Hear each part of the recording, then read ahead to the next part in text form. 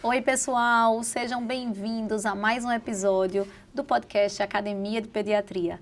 Eu sou Tassiana Mendonça, pediatra, e meu amigo aqui, Felipe. Oi, pessoal, tudo bem? Então, eu e Felipe Marinho vamos falar hoje sobre crise febril. Inclusive, Filipinho, quem já escutou o nosso episódio sobre constipação, eu e Amanda fizemos esse episódio e durante o episódio saiu essa história de, e aí, crise febril, porque a Amanda diz assim, olha, só precisa você ter em mente, decorar duas coisas. A dose da adrenalina na parada e a dose, engraçado que eu fiz essa mesma cara quando ela falou isso, tá? A dose de adrenalina na parada e a dose do diazepam na convulsão febril, na crise febril, né? Tá. E aí, quando ela fala isso, a gente gravando, eu fiz essa mesma cara. A dose de adrenalina na parada, eu parei assim, lembrei. E a dose do diazepam na crise febril. Tá, lembro. Tá, ela diz que só precisa decorar essas duas coisas na vida. Tá bom, tá certo. Então, diante disso, eu digo, então vamos lá. Ela, vamos fazer sobre crise febril? Vamos fazer sobre crise febril. E estamos aqui, né? E aí? Conta-me. Então, pessoal, eu acho que crise febril é um tema bem pediátrico que a gente precisava realmente trazer para cá. É um tema que ele é bastante prevalente nas emergências pediátricas. E principalmente, né, ele traz muita angústia para quem assiste, né, naquele contexto das pessoas que são leigas, né? Então, os pais geralmente chegam sob um estresse muito grande e nós, como profissionais de saúde, vamos precisar ter uma abordagem, claro, baseada em evidências, com uma visão de estabilizar a criança, mas, ao mesmo tempo, como é uma situação benigna e que vai ter uma evolução autolimitada, inclusive, na maioria das vezes, um dos nossos papéis vai ser de tranquilizar aqueles cuidadores. Então, eu acho que é interessante, né, Tássia, a gente trazer que a crise febril é uma situação neurológica comum e que vai afetar ali 2 a 4% de todas as crianças. Então, imagina, né, uma prevalência bem alta. Isso, é a doença neurológica mais comum da infância. Então, por isso o pediatra precisa saber e precisa passar segurança para aquela família, porque, bom, se é a doença neurológica mais comum, você que dá plantão de pediatria, com certeza, em algum momento, você vai atender um paciente que está ou teve uma crise febril. E geralmente é agonia, né? É aquele menino que a família pegou ele convulsionando em casa, coloca dentro do carro e corre para a emergência. E aí, em geral, ele já chega no estado pós-ictal, mas algumas vezes ele já chega ainda em crise febril, e que você precisa tomar a conduta específica. Mas antes de entrarmos na conduta, eu acho que é interessante a gente estruturar o pensamento da crise febril, já que, como o Tassi trouxe, a gente está falando da emergência neurológica mais comum da pediatria. E aí a gente começa a entrar numa nuance de... Na verdade, eu não vou chamar de controvérsias, mas de definições diferentes a depender de onde a gente pegue a informação. Então, classicamente, a gente tem a crise febril como aquela crise que ocorre em pacientes de 6 meses a 5 anos de idade, que vai estar num contexto infeccioso, habitualmente com febre, e que ele não tem outra causa que justifique a crise. Então, eu não estou falando aqui, por exemplo, de uma criança com infecção do sistema nervoso central, que na nossa concepção é a maior preocupação do diagnóstico diferencial. Isso, uma meningite. Uma meningite, né? A gente não está falando aqui de um distúrbio eletrolítico, não está falando aqui de um paciente, por exemplo, que tem uma malformação do sistema nervoso central. E, ao mesmo tempo, é uma criança que ela vai ter essa crise no contexto de infecção, que não tem outra causa justificando a crise e que tem essa faixa etária tão clássica. Só que a faixa etária, olha comigo, ela é diferente de acordo com a referência. A gente tem, por exemplo, essa definição clássica, 6 meses a 5 anos. O Tratado de Pediatria, na sua última edição, trouxe uma novidade, falou que crise febril era de 3 meses a 5 anos. E existe uma referência que ela é mundialmente reconhecida, que é a ELI. Agora eu vou usar todo o meu inglês, tá? Tassi que voltou de viagem, mas eu vou usar o meu inglês. ELI, International League Against Epilepsy. Ou seja, a Liga Internacional contra a Epilepsia, que define crise febril como aquela crise que acontece em pacientes a partir de 1 mês. Então vejam, 1 mês, 3 meses, 6 meses. O Nelson, 6 meses. Olha aí, então o Nelson clássico, Tratado de Pediatria já mais moderno, o ELI bem mais agressivo. E é legal, pessoal, que vocês entendam que para dizer que realmente é uma crise febril, além de todas as características que a gente acabou de comentar, o meu paciente ele não pode ter, olha comigo, crises anteriores à febris. Porque se meu paciente teve crises anteriores à febris, ele precisará ser investigado porque é uma alta chance, na verdade, desse paciente ter tido uma crise engatilhada pela febre. Pela febre. Né? Inclusive, Filipinho, é muito importante a gente enfatizar para a família, crise febril não é epilepsia. Não é epilepsia, tá? Por quê? Porque isso já vai diminuir em 50% a angústia daquela família. Então, ele está convulsionando ou ele convulsionou, isso pode recorrer, que a gente vai falar daqui a pouquinho sobre os fatores de recorrência para você orientar essa família, mas não quer dizer que essa criança tem epilepsia, né? Nessa faixa etária que Filipinho trouxe, tem essa diferença, né, de literatura, mas uma coisa é fato, que é o pico de incidência. Então, geralmente, essas crises febris vão acontecer de 12 a 18 meses. Então, entre 1 ano e 1 ano e meio é quando a gente vai ter ali os picos, né? É quando mais vai acontecer a crise febril. Muitas vezes, assim, eu digo, provavelmente essa faixa etária tem relação com o momento que as crianças ficam mais vulneráveis aos pirógenos exógenos. Eita, gostei da palavra, tá? Gostou? Exato. Gostei. Que são exatamente os vírus, as bactérias, enfim, os agentes infecciosos. Né? É bastante frequente, inclusive, né? Muito frequente. Existe aquele clássico, né, Tassi? A criança teve febre, a pessoa examina a criança, não encontra nada, não tem estômago gripal, não tem mais nada, pessoal. E aí, do nada, a criança faz uma crise febril, febrão, você trata a crise febril, a criança parou de fazer febre, tá ótima lá, naquele período pós-ictal que ela já recuperou completo. E aí, quando você olha, a criança tá com rash, né? Que é aquele famoso exantema súbito. E aí, vocês devem lembrar, e aí eu prometo que nos nossos próximos podcasts, com certeza a gente vai ter que comentar sobre essas exantemáticas, mas a gente tem o exantema súbito clássico desses menores de 2 anos, e o clássico é justamente essas febres altas que, às vezes, o paciente abre a crise convulsiva que o paciente nem sabia que estava com febre, né? Embora a febre alta não necessariamente vai levar à crise febril. Isso é até uma coisa importante também da gente falar, para o médico trazer para a família. Às vezes a família chega, veio na emergência, por quê? Porque está com 39,5, doutor, de febre, estou com medo dessa criança convulsionar. Não é isso que leva a criança a convulsionar, não é o grau da febre. 39,5, 40, é isso que vai convulsionar? Não. A crise febril, ela vem na subida da temperatura. É engraçado porque a Sociedade Brasileira de Pediatria tem um documento que ele fez exatamente para os pais. E ele coloca exatamente assim, a crise febril vai acontecer na subida da temperatura. Tanto é que muitas vezes a criança chega convulsionando na sua emergência e aí você pergunta, ela estava com febre? A mãe diz, não estava com febre. Quando você bota o termômetro, você pega na criança, a criança já está, você olha e diz, essa criança está com febre. Você bota o termômetro 38,5. A mãe, nossa, está com febre, mas não estava. Inclusive, essa crise febril que acontece com a febre que começou há menos de 1 hora, essa crise tem mais chance de recorrer. Então, é mais um fator de risco. Eu até acho interessante, Tassi, a gente trazer essa parte dos fatores de risco para a ocorrência da crise febril. Sim, porque, veja, vamos lá. Tassi está entrando, na verdade, num dos pontos mais polêmicos da ocorrência da crise febril. Por quê?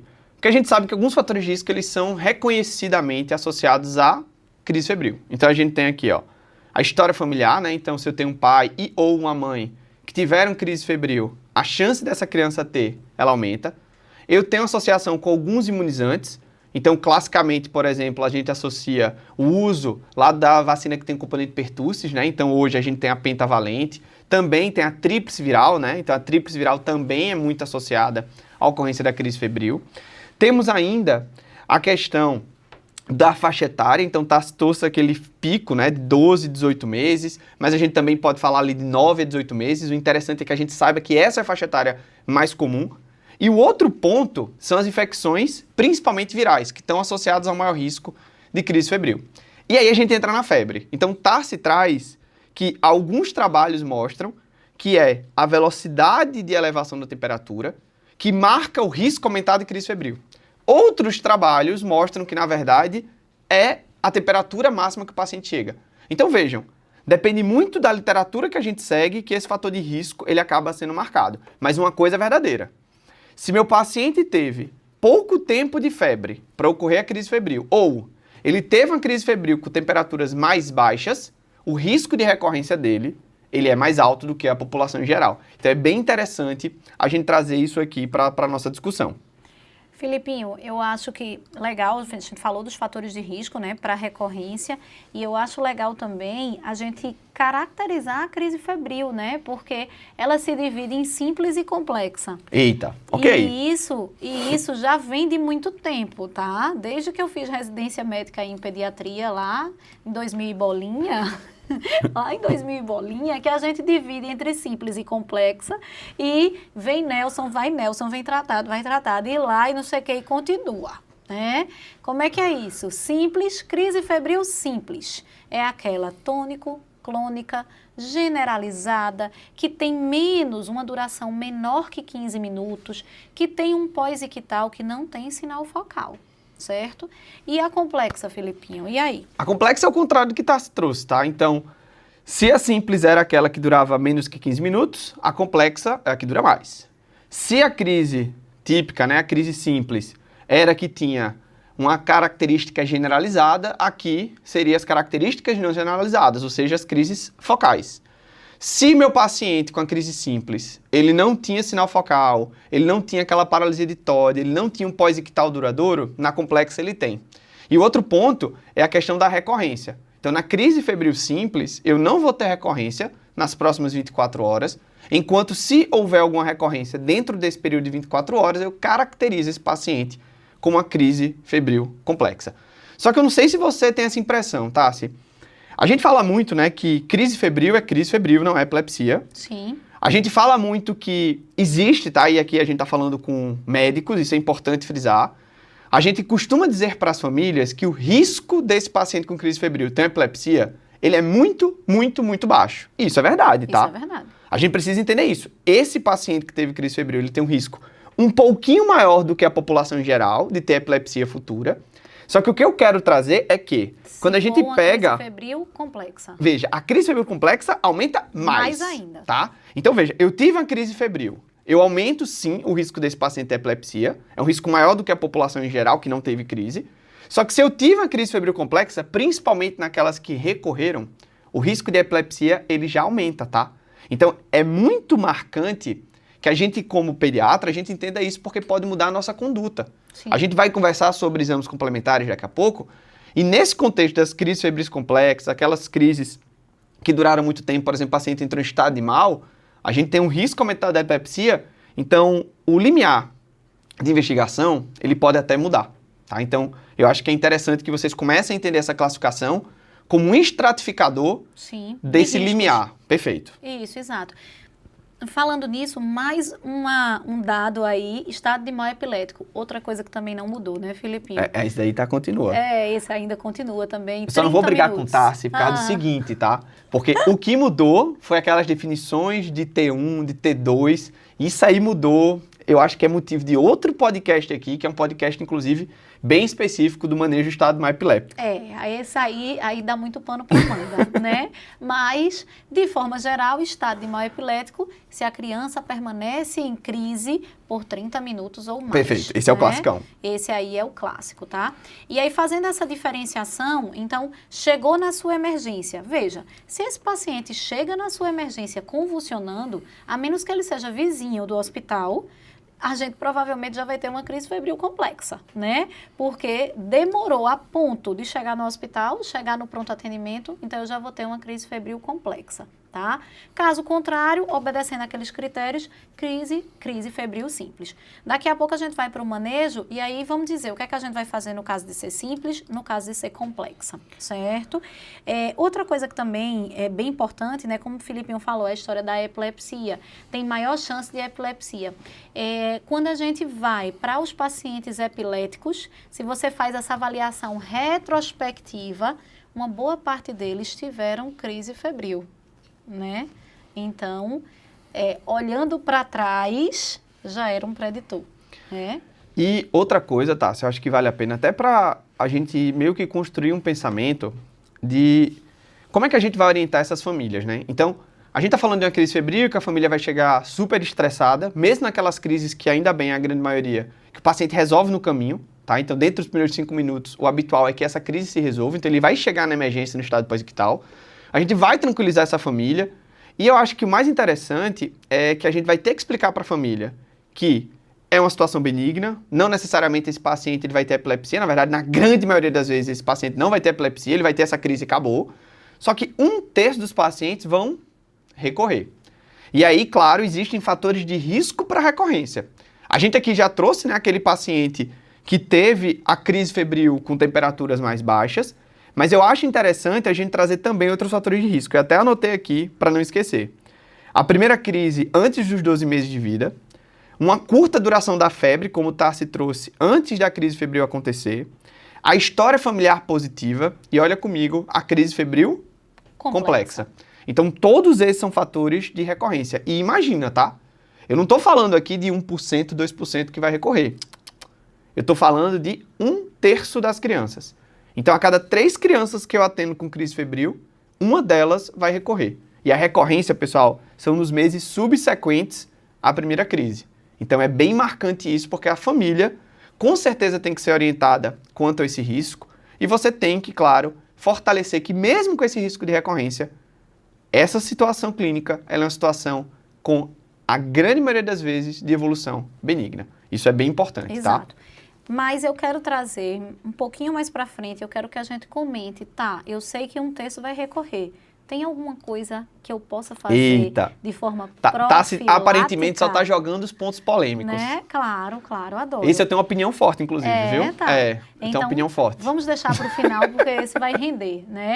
Vamos trazer, então, para a prática. Eu tenho aquela criança que convulsionou, tá? Convulsionou em casa, e aí, como você falou, convulsionou em casa, o pessoal botou no carro, levou para emergência, chegando na emergência, a criança já chegou lá no pós-ictal. Tá, ok. Tá todo mundo chorando, descabelado, descalço, porque é assim que chega, né? Salve meu filho. Salve meu filho, a criança no braço, é assim que vai chegar, certo? Você vai colocar essa criança lá numa maca, fazer o ABCDE, checar, não, tá tudo direitinho, tá tudo bem, e nisso a mãe vai dizendo o que é que aconteceu. Lembrar da HGT, né? HGT, exatamente, certo? Se você tivesse que escolher, só me dê um exame, HGT, porque veja, pensando que foi uma crise febril, se tem febre, tem infecção. Então, muitas vezes essa criança está inapetente, essa criança está muitas horas sem se alimentar ou vomitou. Então, é importante a gente fazer o HGT. Embora, o que é que eu espero que esse HGT venha? Eu espero que normal, né? Normal. Porque se vier alterado, Filipinho... Não é crise febril. Não é crise febril, tá? Deixa de ser crise febril e passa a ser uma crise sintomática, secundária à hipoglicemia. Mas eu vou precisar fazer o ABCDE, fazer o HGT e vou fazer medicação, Filipinho? Se o paciente, veja, aí de novo, daí dependendo de como ele tiver. Tarsi trouxe a situação que a criança estava com a resolução da crise febril antes de chegar na urgência. Pós-ictal. Então, benzodiazepínico não tem indicação, tá? Isso. Mas eu vou fazer antipirético, posso? Claro. Tá. Sim, antipirético. Gostou sim. antipirético em vez de ser antitérmico? Isso, antitérmico. Tá. Muito bonito. É porque ela falou de pirógenos, eu troquei para antipirético. Antipiréticos, tá? perfeito.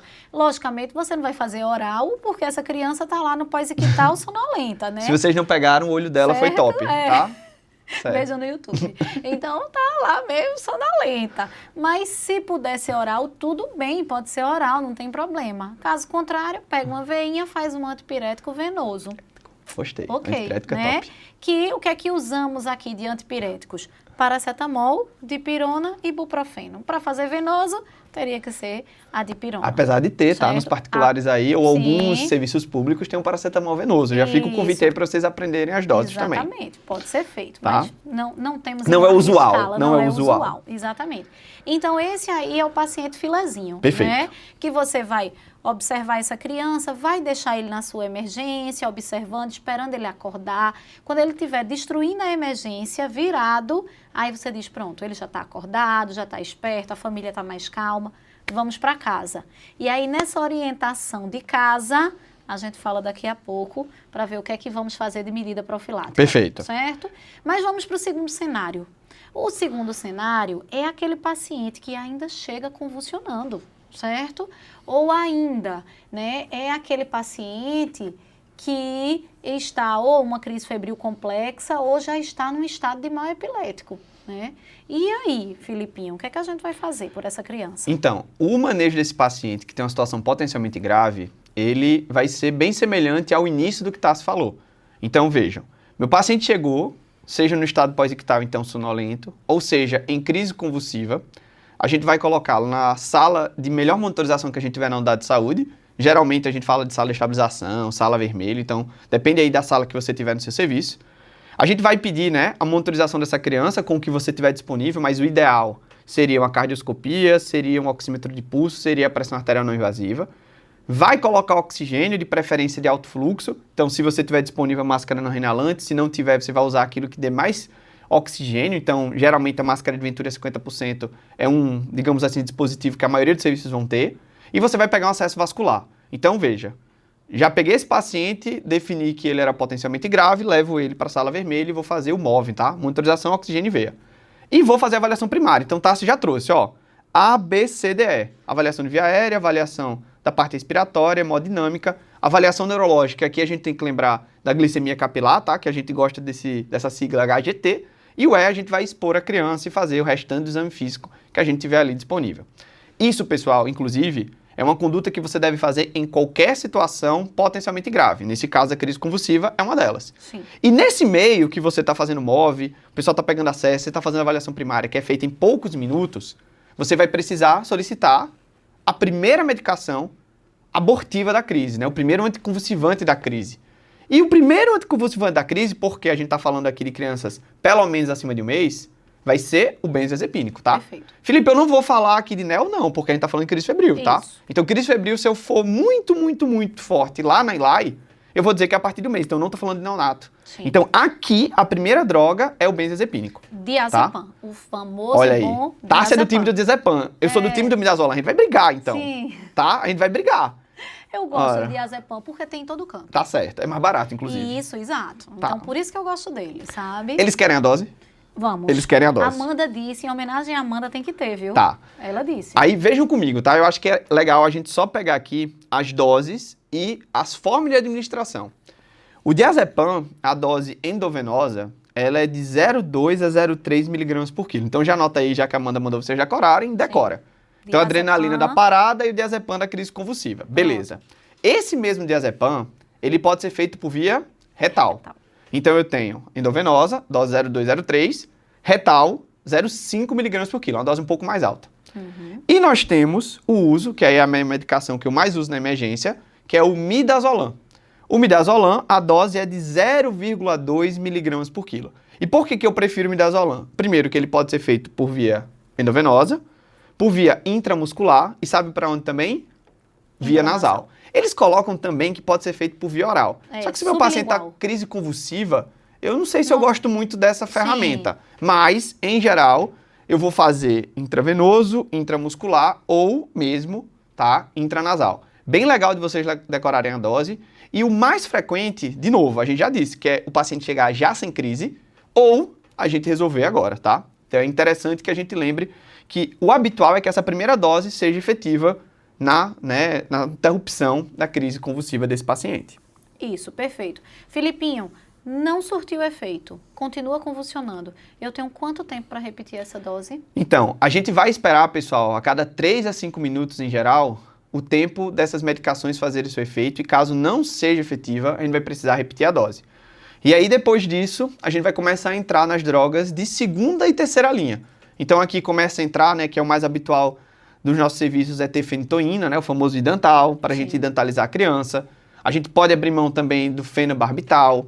E hoje nós temos outras medicações mais modernas endovenosas, como, por exemplo, levetiracetam, como, por exemplo, o asvalproico venoso. Isso não é da época de Tassi residente, Não, tá? não é, não Mas peguei, são não. medicações que sim podem ser feitas no manejo dessas crises que são refratárias aos tratamentos de primeira linha. Então imagina, né? Fiz lá o benzodiazepínico, depois eu vou lá fazer o fenobarbital, fenitoína, e a gente tem essas outras medicações. Até que, se meu paciente não responde, a gente entra nas medicações, que aí vai ser um caso realmente de estado epiléptico, que vão ser medicações contínuas.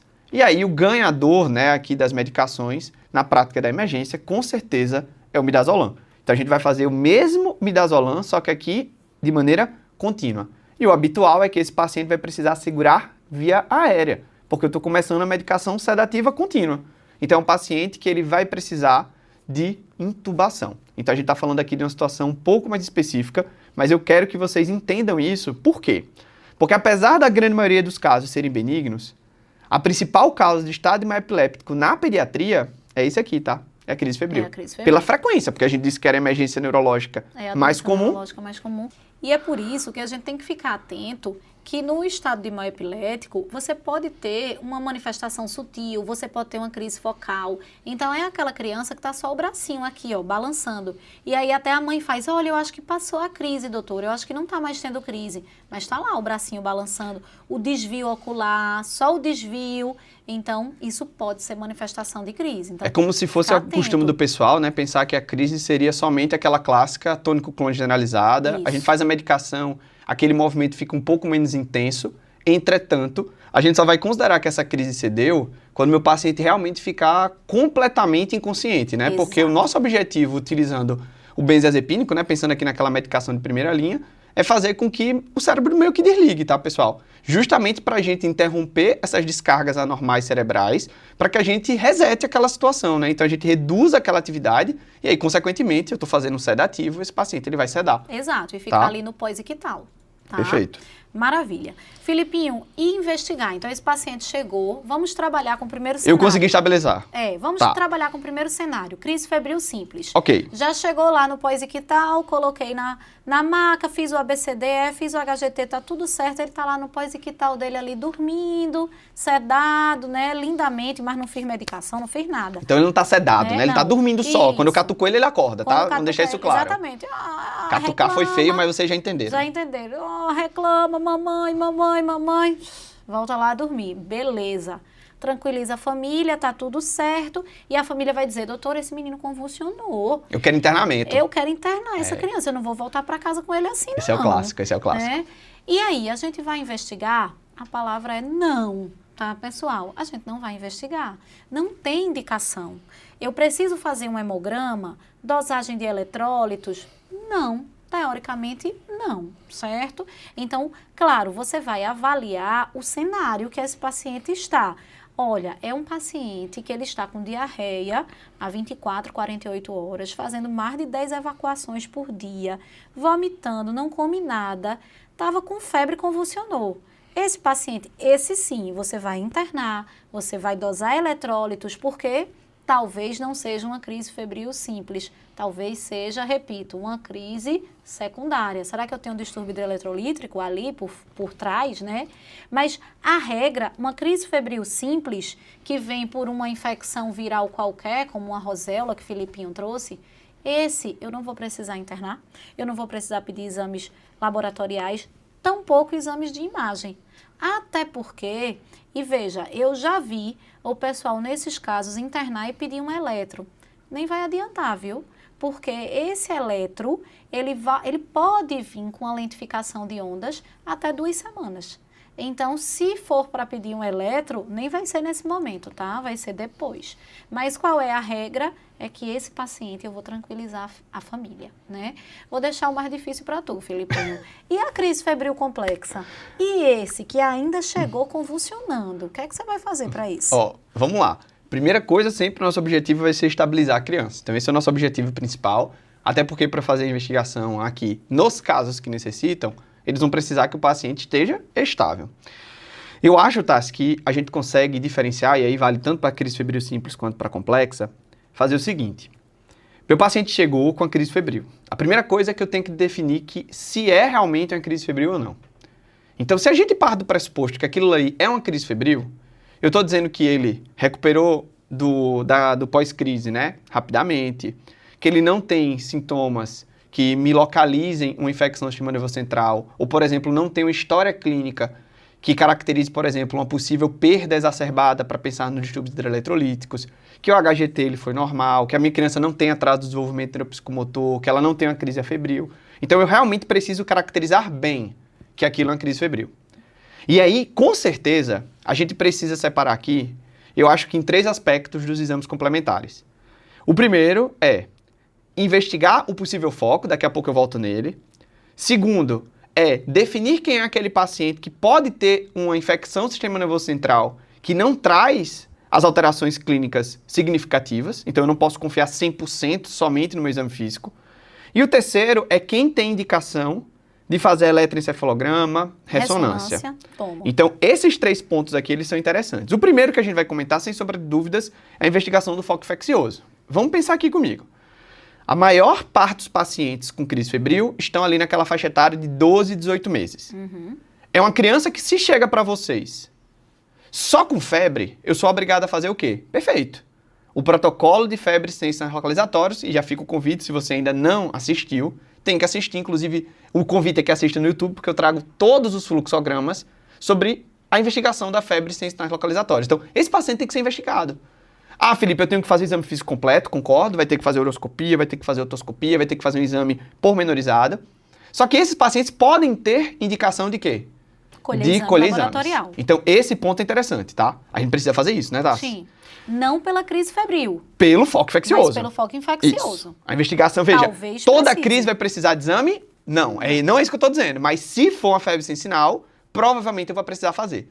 Felipe, e se a minha criança, por exemplo, tá gripada? Pessoal, tá fechado o diagnóstico. É uma IVAS que fez uma crise febril. Você não precisou de exames complementares. Então, isso é importante. Outra coisa, se existe risco de alterações hidroeletrolíticas, eu vou colher ionograma para todo mundo? Resposta, não. Eu vou colher naquele que a história é sugestiva ou que tem um risco aumentado. É uma criança que vomitou 58 vezes em casa e chegou na emergência. Pessoal, veja, é lógico que eu vou ter que fazer a investigação para ter certeza se isso é ou não a crise febril.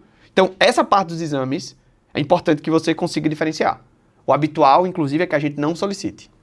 Vamos agora para a segunda situação, a punção licórica. Isso. E aí eu acho que é interessante a gente pegar os trabalhos e, claro, das indicações que vieram mudando ao longo do tempo. Eu lembro da época da faculdade, né, de estudando para a prova de residência. Eu não sou tão velho igual a Tassi, mas já faz um tempo. Até graça tá? Um negócio desse, bem mesmo. Então, o que acontece? A gente passou de uma época em que a punção licórica era quase que regra abaixo de 1 ano e 6 meses. Depois o pessoal colocou ponto de corte abaixo de 1 ano. E agora a gente está falando da punção licórica nas crises febris abaixo de 6 meses. Então, se o meu paciente está na sua primeira crise febril, e essa crise febril aconteceu hoje, tá? Nos menores de 6 meses, mesmo que eu ache que o diagnóstico dele é crise febril, eu precisaria colher o líquor. Sim. E eu também poderia colher o líquor se meu paciente, claro, tiver sinais meníngeos, é lógico, tá? Por quê? Porque se tem sinal meníngeo, provavelmente é uma meningite. Então você colheria não porque você estava pensando em crise febril, sim porque você estava pensando em meningite. Sim. Você também vai ter uma maior, digamos assim, indicação de coleta de líquor, mesmo se o paciente for mais velho, se ele tiver vacinação inadequada. 6 a 12 meses com vacinação incompleta. Olha aí. E aí a vacinação seria para quem? Pneumococo, hemófilos influenza e o meningococo, tá? Então procurem essas vacinações. Também posso aumentar, né, aquele limiar para coleta do líquor. Na verdade, diminuir, né? Diminuir o limiar da coleta do líquor para pacientes que utilizaram antibióticos recentes, porque isso pode estar mascarando os sinais meníngeos. E a gente também pode, pessoal, pensar na coleta do líquor naqueles pacientes, sabe aonde? Com crises febris que duraram muito tempo, que eles chamam de estado de mal epiléptico febril. E aí a gente pensa, né, na coleta desse exame, porque a gente já conversou que a história natural é que a grande maioria dos pacientes eles se resolvam antes da chegada na emergência ou ainda depois da primeira dose do anticonvulsivante. Tem algumas literaturas, Filipinho, que acrescenta mais uma consideração, né, de você avaliar a coleta do líquor se a crise febril acontecer do 2º dia de doença para frente. Porque o mais comum, e isso é um dado que é muito importante você trazer até para a família, a criança que tem crise febril, a mãe morre de medo de recorrer. E é muito possível que recorra. E aí eu digo para eles, olha só, a chance de recorrência é maior nas primeiras 24 horas de febre. Então, passadas as primeiras 24 horas, é difícil que essa criança apresente crise febril. Se apresentar, inclusive, o pediatra vai ficar de antena ligada. Olha aí, o limiar também, ó, cai. Tá? Beleza? Isso. Você pode até não colher o LCR, mas fique atento a esse paciente, porque não é o comum. O limiar está mais baixo, tá? Então, essa daqui é outra situação que você vai considerar a coleta da punção lombar. E aí a gente chega, né, naquele outro ponto, que é o que estava trazendo, da neuroimagem e do eletroencefalograma. Então, pessoal, vejam. A gente sabe, né, há muito tempo, que fazer exames de imagem, fazer eletroencefalograma no contexto de crise febril, não há indicação. Então, vamos botar que a regra é não solicitar exames complementares. Só que existem algumas situações que a utilização desses exames complementares pode me dar algumas outras informações, pode me dar até nuances de prognóstico nessa criança. Então você pode, de novo, diminuir o limiar, considerar a solicitação de neuroimagem, de eletroencefalograma, em situações que fogem do habitual. Então é um paciente com crises complexas que estão recorrendo, pacientes que estão em estado de mal epiléptico. Então são situações, digamos, só para vocês entenderem, que elas são o raro da crise febril. É aquelas situações que fogem do natural. Aí eu posso considerar a solicitação de exames. E aí eu trago, inclusive, um alerta, Tarci já comentou para vocês, é que meio que o pessoal fica com tanto medo da crise febril, apesar de ser uma situação benigna e comum, que a gente vê solicitações exacerbadas de eletroencefalograma. E às vezes o eletroencefalograma ele é feito na janela ali das 2 semanas da crise. Meu paciente pode ter até alterações que não tem nenhum significado e que acaba trazendo mais estresse para a família, que era a família que eu deveria resguardar, né? Isso. Que eu deveria acalmar. Então, eu acho que isso precisa sim ser colocado, porque a utilização desses exames no paciente com crise febril não são obrigatórias, tá? Na verdade, vai ser utilizado na raridade dos casos. Nas complexas e estado de mal epilético. Perfeito. Certo? Nas complexas, com recorrência, seria a força maior para a solicitação. Perfeito, exatamente. Tá? Então, de forma alguma no seu pronto atendimento, tá? Via de regra. Outra coisa que eu queria mencionar é a questão da profilaxia. Aí vamos lá.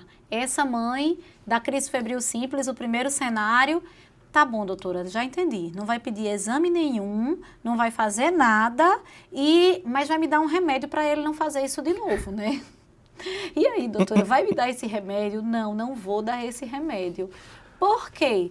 Porque os estudos mostram que não tem evidência científica suficiente de benefícios. Não tem benefício. Antigamente, não era na época que eu era residente não, viu, seu Filipinho?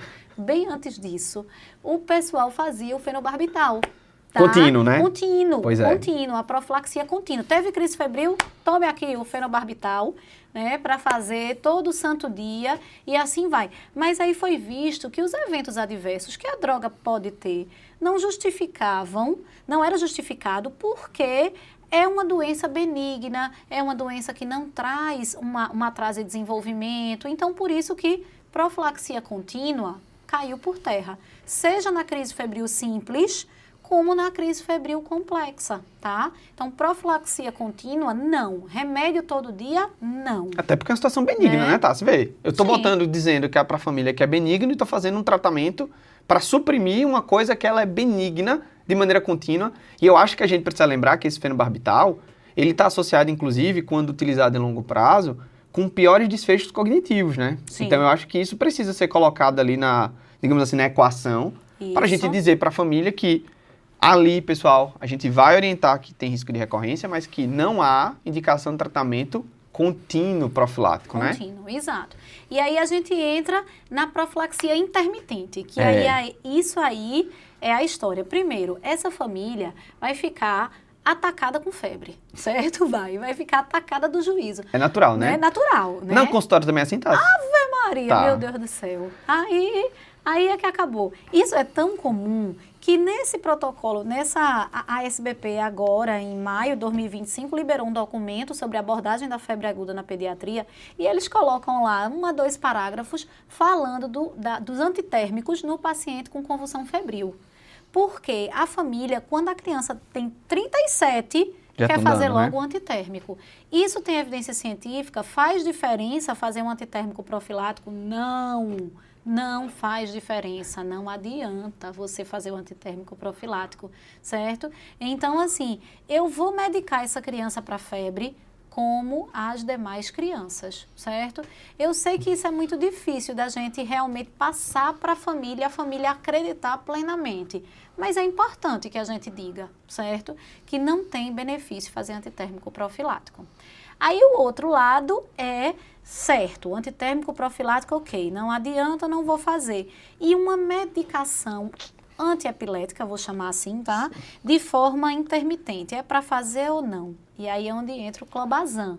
Quero ouvir tua opinião. O clobazam, o diazepam e também fala, inclusive, sobre o fenobarbital intermitente, tá? Também, exato. Só para vocês entrarem aqui na mesma linha de pensamento da gente, a gente tá falando daquela situação em que a criança fez uma doença febril, ela já tem um histórico de crises febris prévias, e aí a família, né, ali muito ansiosa, a gente considera a possibilidade do uso desses anticonvulsivantes profiláticos naquele episódio infeccioso. Passou o episódio infeccioso, suspende. Não é aquele contínuo que Tassi falou anteriormente. Perfeito.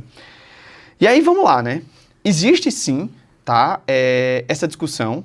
Isso acaba sendo muito individualizado, porque existe, inclusive, evidência mostrando que você tem redução da ocorrência dessas crises em quem faz tratamento profilático.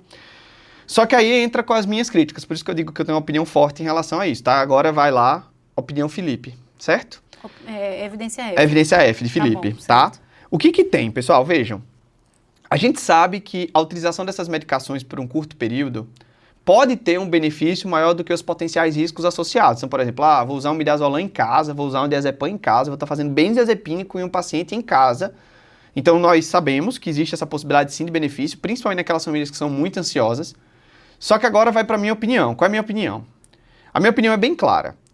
A gente tem evidência mostrando para aqueles pacientes que têm crises convulsivas recorrentes. Então, não é o paciente que teve a primeira crise que eu vou indicar essa terapêutica profilática intermitente. Exatamente. Segundo ponto é você lembrar da história natural que Tassiana trouxe. Vê, Tassi disse que a maioria das crises, elas acontecem na primeira, né? Na verdade, no primeiro dia da febre, nas primeiras 24 horas. Se eu estou pensando numa criança que vai ter a crise febril nas primeiras 24 horas, às vezes a crise febril é o primeiro sintoma que o paciente apresenta da doença infecciosa. Então, mesmo utilizando aquela terapêutica profilática, eu posso perder a ocorrência da crise, naquele melhor momento. Sim. Então, eu estou falando de uma doença benigna, que a febre, ela, digamos assim, me preocuparia mais nas primeiras 24 horas. Terceiro, que a crise pode ser a primeira manifestação, então eu perco tempo. Então, na minha concepção, se não for, claro, aqueles casos extremos que o paciente está na terceira, quarta, quinta crise febril, a família está super ansiosa, eu realmente sou mais do time de orientar o manejo da febre, orientar os sinais de alarme e orientar a ida, né, às emergências pediátricas. Mas, claro, eu também já vi condutas sendo feitas de maneira ali específica, individualizada para determinados casos, que o paciente estava ali na sua segunda, terceira crise febril, a família estava muito ansiosa, às vezes morava longe, e que foi orientado a fazer esse tratamento intermitente. Mas é bem interessante, assim, a gente discutir quais são as nuances que estão associadas à indicação ou não desse tipo de terapêutica. Isso. Eu concordo contigo, Filipinho, e eu acho que eu tenho 2 pacientes, agora já estão grandinhos, já não usam mais, já tem mais de 5 anos, mas tive 2 pacientes no consultório que usaram essa profilaxia intermitente com clobazam oral, e aí como é feito, né? A gente faz a cada 8 a 12 horas e durante o episódio febril. Então, a febre foi embora, não faz mais o medicamento, né? A medicação, certo? E aí eu fiz, e eles faziam por quê? Porque eram crises febris complexas, recorrentes. Um deles, inclusive, entrou em estado de mal epilético, certo? Então, nesses casos, eu acho que vale. Tem que individualizar. Sabe? Tem que individualizar. Então, é importante a gente falar aqui para vocês saberem que existe, que é uma possibilidade, para se o paciente chegar para vocês falando isso, você ficar, não estou sabendo. Não, existe, é possível, tem evidência científica, mas você vai ter que individualizar para ver se vale a pena, vale o risco-benefício ou não, né? E aí também, nessa questão desses anticonvulsivantes, a gente tem também o uso do diazepam na crise em casa. Isso é outra coisa interessante, que no privado a gente tem essa oportunidade, no SUS não, mas no privado a gente tem o paciente que compra fora do país o diazepam retal e aí faz. Então, se é um paciente que tem crises febris recorrentes, eu tenho uma paciente no consultório... Que ela tem em casa, que ela tem e já usou, inclusive, sabe? O diazepam retal em casa. Então, é uma possibilidade, tá? Uma família extremamente orientada, os pais não são médicos, mas uma família extremamente orientada, ela tem crise febril complexa, recorrente, e aí eles já fizeram 1 ou 2 vezes já.